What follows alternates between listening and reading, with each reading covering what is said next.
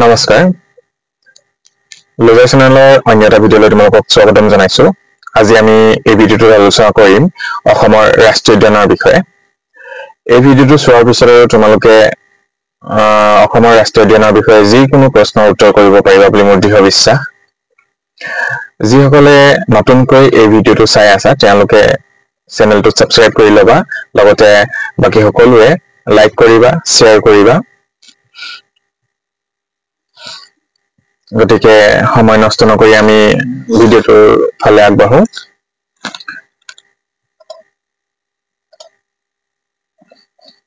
অসমৰ ৰাষ্ট্ৰীয় উদ্যান কেইখন হৈছে 7খন।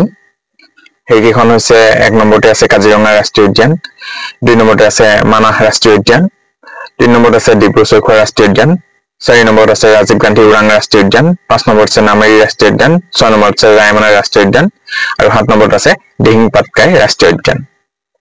প্ৰথমে আমাৰ 5খন আছিল, তাৰপিছত নতুনকৈ 6 আৰু 7 দুখন সংযোজন হ'ল। এতিয়া আমাৰ টোটেল হ'ল 7খন। কাজিৰঙা ৰাষ্ট্ৰীয় উদ্যান। কাজিৰঙা ৰাষ্ট্ৰীয় উদ্যানৰ পৰা আহিবলগীয়া প্ৰশ্নসমূহৰ যিখিনি ইম্পৰ্টেণ্ট সেইখিনি মই নোট কৰি আনিছো তোমালোকৰ কাৰণে। 1905 চনৰ 1 জুনত কাজিৰঙাক সংৰক্ষিত বনাঞ্চল কৰাৰ প্ৰস্তাৱ গৃহীত হয়। তাৰ ঠিক 3 বছৰৰ পাছতে অৰ্থাৎ 1908 চনত কাজিৰঙাক সংৰক্ষিত বনাঞ্চলৰূপে ঘোষণা কৰা হয়। 1916 চনৰ 10 নৱেম্বৰত কাজিৰঙাক মৃগয়া বন হিচাপে ঘোষণা কৰা হয়। 1905 চনত তদানীন্ত মুখ্য বন সংৰক্ষক P.D. ষ্ট্ৰেচিয়ে কাজিৰঙা মৃগয়া বনৰ নাম কাজিৰঙা অভয়াৰণ্য ৰূপে নামাকৰণ কৰে। গতিকে এইটো আহিব পাৰে যে কেতিয়া আমাৰ কাজিৰঙা মৃগয়া বন নাম কাজিৰঙা অভয়াৰণ্য হ'ল। গতিকে কিমান চনত হ'ল? 1905 চনত। কোনে কৰিলে? P.D. ষ্ট্ৰেচিয়ে। তেনেকুৱা সৰু প্ৰশ্নবিলাক আহিব। 1974 চনৰ 1 জানুৱাৰীৰ পৰা কাজিৰঙা ৰাষ্ট্ৰীয় উদ্যানৰ মৰ্যাদা লাভ কৰে। কাজিৰঙা ৰাষ্ট্ৰীয় উদ্যানৰ মৰ্যাদা কাজিৰঙাই ৰাষ্ট্ৰীয় উদ্যানৰ মৰ্যাদা কেতিয়া লাভ কৰে? 1974 চনৰ 1 জানুৱাৰীৰ পৰা। কাজিৰঙাৰ মাটিকালি কিমান? কাজিৰঙাৰ মাটিকালি হৈছে 858.98 বৰ্গ কিলোমিটাৰ। 1985 চনত ইউনেস্কোৱে কাজিৰঙাক বিশ্ব ঐতিহ্য ক্ষেত্ৰৰূপে স্বীকৃতি দিয়ে। 2007 চনৰ 3 আগষ্টৰ পৰা কাজিৰঙাক ভাৰতৰ ব্যাঘ্ৰ প্ৰকল্পৰো অন্তৰ্ভুক্ত কৰা হয়। গতিকে এইটো এটা প্ৰশ্ন আহিব পাৰে যে কাজিৰঙাক ব্যাঘ্ৰ প্ৰকল্প কেতিয়া অন্তৰ্ভুক্ত কৰা হয়? 2007 চনৰ 3 আগষ্টৰ পৰা। বিগ 5 এইটো এটা মষ্ট ইম্পৰ্টেণ্ট। বিগ 5 মানে কি হৈছে? গড়, মহ, হাতী, হৰিণা আৰু বাঘ য'ত একেলগে থাকে সেইটোক হৈছে বিগ 5। আৰু এই বিগ 5 হৈছে একেলগে বাস কৰা পৃথিৱীৰ একমাত্ৰ বনাঞ্চল কাজিৰঙা। 2 নম্বৰ আছে মানাহ ৰাষ্ট্ৰীয় উদ্যান। উত্তৰ অসমৰ বাক্সা জিলাৰ অসম-ভূটান সীমান্তত অৱস্থিত। ইয়াৰ মাটিকালি 500 বৰ্গ কিলোমিটাৰ। 1928 চনত মানাহক অভয়াৰণ্যৰূপে স্বীকৃতি দিয়া হয়। 1973 চনত লুপ্তপ্ৰায় ঢেকীয়াপতীয়া বাঘৰ সংৰক্ষণৰ বাবে প্ৰজেক্ট টাইগাৰ বা ব্যাঘ্ৰ প্ৰকল্প অন্তৰ্ভুক্ত কৰা হয়। 1979 চনত ৰাষ্ট্ৰীয় জৈৱমণ্ডলীয় সমিতিয়ে মানাহক জৈৱমণ্ডল সংৰক্ষণ হিচাপে চিনাক্ত কৰে। 1985 চনত ইউনেস্কোৱে মানাহক বিশ্ব ঐতিহ্য ক্ষেত্ৰৰূপে ঘোষণা কৰে আৰু 1990 চনত ৰাষ্ট্ৰীয় উদ্যান হিচাপে স্বীকৃতি দিয়া হয়। গতিকে এইটো এটা ইম্পৰ্টেণ্ট যে মানাহক ৰাষ্ট্ৰীয় উদ্যান ৰূপে কেতিয়া স্বীকৃতি দিয়া হয়? 1990 চনত।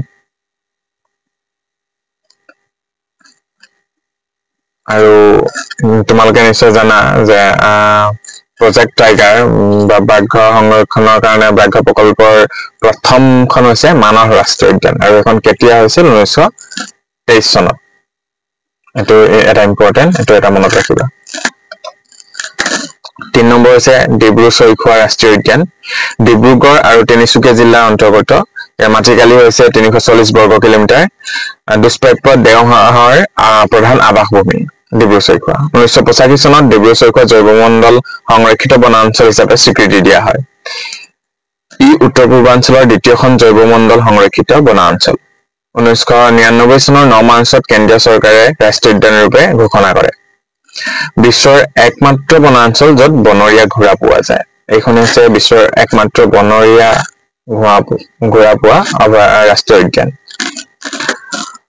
আৰু ডিব্ৰু চৈখোৱা কেতিয়া ৰাষ্ট্ৰীয় উদ্যান ৰূপে ঘোষণা কৰা হয় 1999 চনৰ 9 মাৰ্চত এইটো এটা ইম্পৰ্টেণ্ট মনত ৰাখিবা তোমালোকে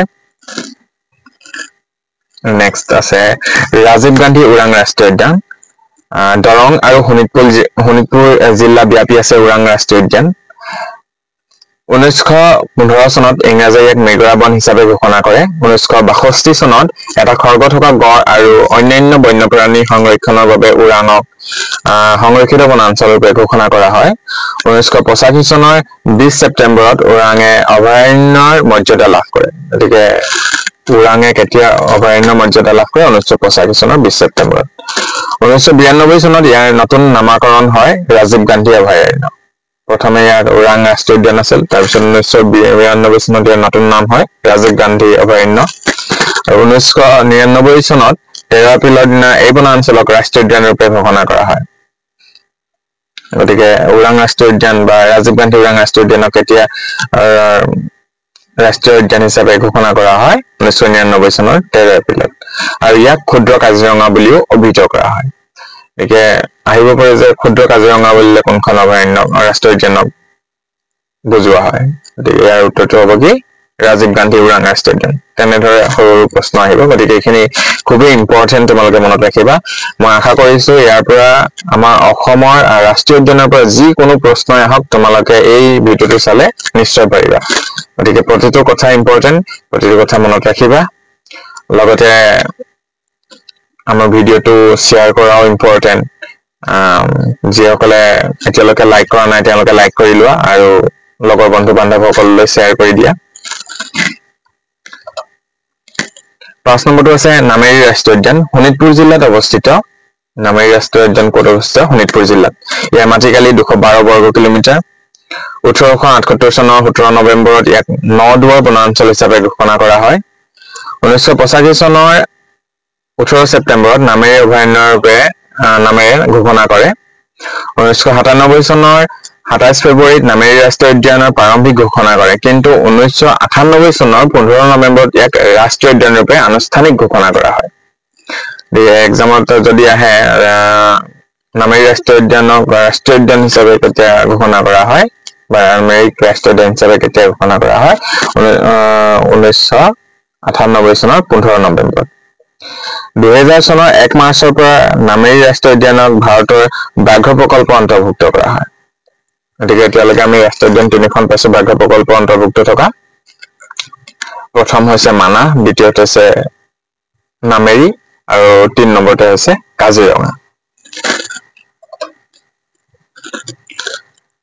এতিয়া আমাৰ নতুনকৈ এড হোৱাখন হৈছে ৰায়মনা ৰাষ্ট্ৰীয় উদ্যান ইয়াৰ পৰা বৰ বিশেষ নাহে ইয়াৰ ইম্পৰ্টেন্ট হৈছে কোন জিলাত অৱস্থিত কোকৰাঝাৰৰ গোসাইগাঁও জিলা গোসাইগাঁৱত অৱস্থিত আৰু ইয়াক কেতিয়া ৰাষ্ট্ৰীয় উদ্যান হিচাপে ধৰা হয় 2021 চনৰ 9 জুনত এই অসম গেজেট অধিসূচনাৰ জৰিয়তে ৰাষ্ট্ৰীয় উদ্যান হিচাপে পৰিগণিত হয় বহুতে ক'ব পাৰে এইটো 2021 চনৰ 5 জুন বুলি 5 জুনত জনাইছিলে আৰু 9 জুনতহে ই পৰিগণিত হৈছিলে